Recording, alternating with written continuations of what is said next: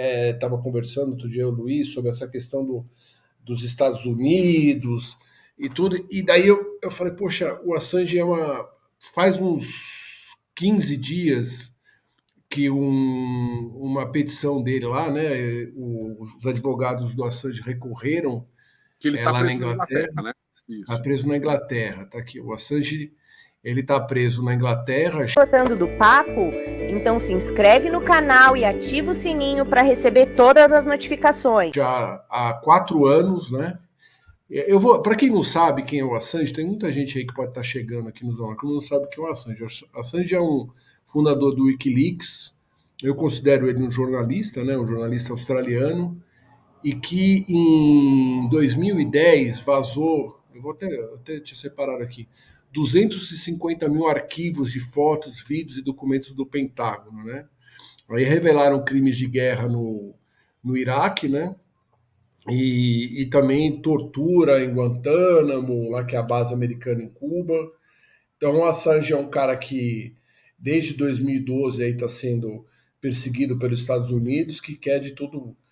Dizem que são 18 processos. Se ele for condenado em todos, ele estaria condenado a 175 anos.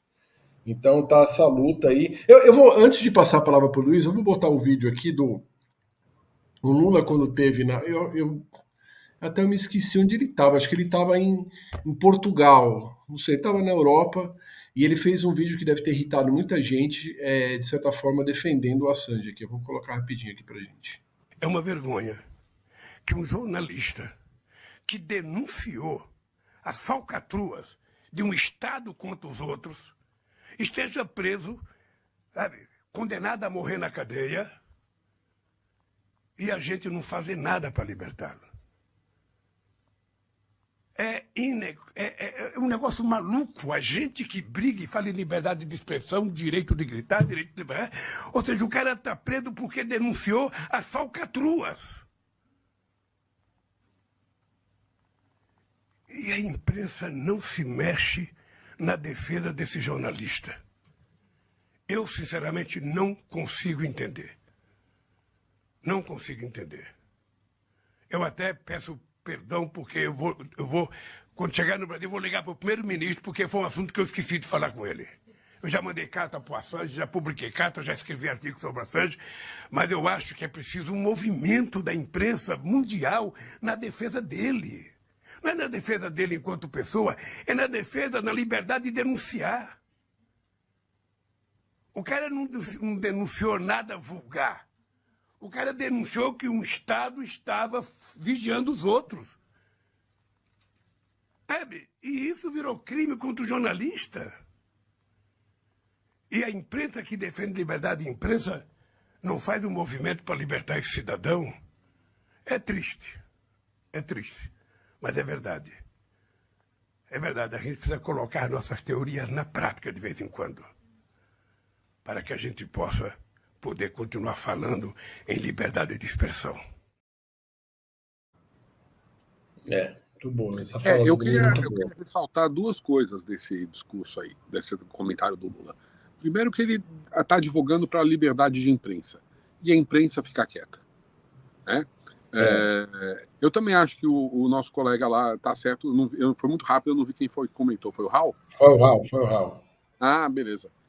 Eu também acho que ele, de certa forma, acreditou que ele ia ter algum apoio do país natal dele, da Austrália, junto à corte inglesa, mas foi um pouco de ingenuidade, porque ele sabe muito bem qual é a realidade. E hoje em dia a gente vê o Lula defendendo isso, e não é à toa. Hoje em dia, nos documentos que estão sendo vazados, fica claro que a Lava Jato teve participação direta do Departamento de Estado americano, e na época da Dilma, ela mesma tinha deixado claro que os Estados Unidos estavam espionando o governo brasileiro. Né? Eu não tenho assim nada contra os Estados Unidos, eu acho um ótimo país, mas a gente sabe que nenhum país soltou bomba atômica num outro povo, só os Estados Unidos. Nenhum país deu golpe e financiou golpes na América Latina e na Ásia, só os Estados Unidos fez isso. Então, peraí, é melhor a gente começar a abrir os olhos, né? Então, eu estou muito feliz na parte internacional com as declarações do Lula e com a postura dele, porque ele está se mostrando claramente ciente da posição do Brasil e da posição dele em relação ao mundo. A gente ignorar que um cara que liberou a verdade sobre o que acontecia na guerra do Iraque, está sendo condenado, está sendo minguando a morte, porque ele está em condições precárias, né? E ele está doente, é assim, se fosse só por causas humanitárias, ele já deveria estar solto, pelo menos, ou com um tipo de pressão diferenciada. E é um silêncio, o silêncio da mídia internacional. A gente vê, são poucos canais que cobrem isso. O pessoal finge que isso não está acontecendo, Fernando. Não está acontecendo, é impressionante. Até eu fiz questão de trazer isso aqui justamente por causa disso. Você está até falando sobre essa questão da Austrália. Hoje eu estava lendo aqui a mulher dele, que é a Stella Assange. Ela, até eles se casaram agora, faz, sei lá, um mês, mais ou menos, um pouco menos de um mês. Ela está até como tem uma foto que eu não subi aqui, ela de vestido de noiva para entrar lá dentro da prisão e tudo. E, na verdade, ela, junto com a família dele, parece que a esperança deles, a última esperança aí, é que o governo australiano. Eu também concordo com o Raul, me parece que é uma esperança um pouco perdida, assim, mas é o que eles estão tentando no momento, que ele seja pelo menos. Eu acho difícil até para esse alinhamento. Aí a gente sabe que a Inglaterra e, de certa forma, a Austrália também são super alinhados aos Estados Unidos, então Fernando, acho que isso a Europa tudo muito mais difícil, né? A Europa virou uma colônia. É uma colônia americana, né? Tem triste. Bases americanas no continente inteiro aqui. Na Alemanha tem mais de 100 bases. Então, imagina, mais de 100 bases. Então, o que eu acho é que, assim, o que a gente estava falando aqui, eu queria falar um pouco de imprensa, né? A gente vê que a gente não vê uma mobilização, tirando alguns veículos independentes. Precisa vir o Lula falar, você vê a grande mídia, de certa forma, não quer peitar essa história, então é muito difícil você ver.